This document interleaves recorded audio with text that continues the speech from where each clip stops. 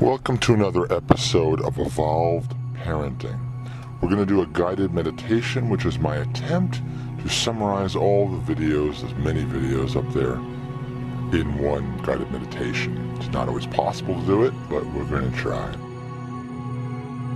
Okay, so prepare to breathe in. Breathe in. Hold it. Breathe out. Pay attention to the sensation in your nostrils. Prepare to breathe in. Hold it. Breathe out. Breathe in. Breathe out. Now keep breathing in and breathing out as I continue to speak. What we're doing in life is believing that we are the mind. And that is what we are teaching our children. We are teaching our children that their thoughts are who they are. Anytime you're wishing things had gone a different way, you're thinking what should have been, what could be in the future, how the current situation is somehow lacking, how the current situation is great and you need to hold on to it.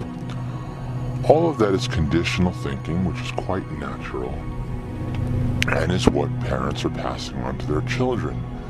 But it is not necessary to identify with those thoughts. In other words, we're not saying don't think about what should have been or stop the mind from thinking about what should have been. The mind is free to do whatever it wants to do. The essential element here is that we are not the mind. And so in this breathing meditation, when we breathe in, we think, am I wondering about what should have been, what should be in the future, what should be now? And then we exhale, just simple feeling of observation and acceptance. So inhale and think, scan for those thoughts. Exhale, acceptance. Because any meditation technique that is trying to get you to stop having thoughts will be most likely futile, because the mind is going to do what the mind's going to do. We know this because often we have thoughts we don't like. If we had total control over the mind, which I suppose some people do, we would never have a thought we didn't like.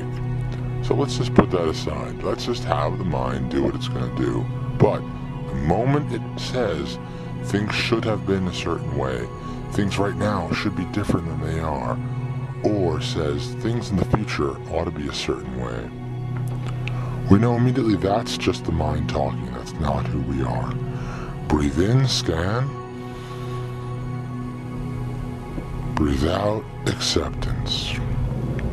Now if you breathe in and you don't see any thoughts like that, you don't see any thoughts at all, well, that's wonderful. There's no problem with that. Yet also there's no need for congratulations, because then you're just creating another condition. You're saying, I'm happy or I'm great because I'm not having any thoughts right now. We're just dropping any kind of attachment to conditions. They'll exist, they'll arise, but we let life unfold as it's going to unfold. Breathe in, scanning. Hold it. Exhale. Breathe in, scanning any conditions for the past or the present or the future. That's just the mind. Exhale. Breathe in. Any conditions for the past, the present, or the future. That's just the mind. Exhale. Breathe in. Any conditions for the past, or the present, or the future? That's just the mind. Exhale. There's no problem that the mind is seeking conditions. There's no problem with us even watching as we pursue those conditions. The problem comes up when we think we need those conditions in order to be happy, because we identify then with the mind rather than the silence, rather than the observation of this thought. Peace is found by seeing that you are not the one who's craving the conditions. You're not the one who's having an aversion to the conditions. That is the mind. Mind is just talking. Breathe in, scanning. Are there any conditions required? Breathe out, acceptance. The mind can talk all at once, but we do not have to identify with the mind. Breathe in, scanning. Breathe out, acceptance. Breathe in, noticing. Breathe out, acceptance. Breathe in. Is there anything I need the past to have been? I can't change anyway, but is that thought arising? Breathe out, acceptance. Breathe in. Is there anything about this moment I wish to change? It's okay, it's fine. The moment is here, we can't really change it, but it's fine to have that thought.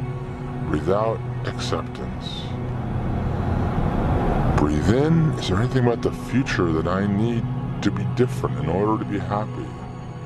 It's fine to have that, but we're here right now, so that's just thoughts about the future, carrying us away from reality, carrying us away from this moment. Exhale. In parenting, we're teaching our children how to model the universe. We're teaching them whether they're supposed to fret over mistakes from the past, worry, have anxiety about the future, be searching for what is wrong with this moment. This is what schools are teaching. That's why homeschooling is a great option. It's not for everybody, but it's a great option. And if your child is going to school, be mindful that teachers and other kids are teaching this idea to look at your past, what you did wrong, to look at your present for what you need to fix or improve, and look at your future about who you can be.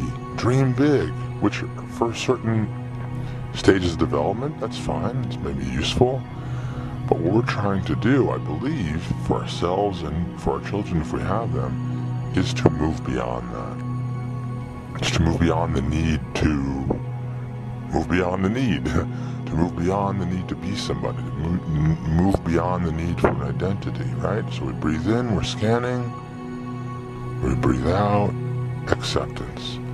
What is reality? Reality is this moment. So anytime we're spending mental energy on how the past should have gone differently, or how the future should go differently, or even how this current reality is wrong, has to be fixed, we're losing the present moment. It's fine to have those thoughts. The question is, are we going to identify with them? Are we going to pin our happiness on those thoughts? Are we going to identify as those thoughts?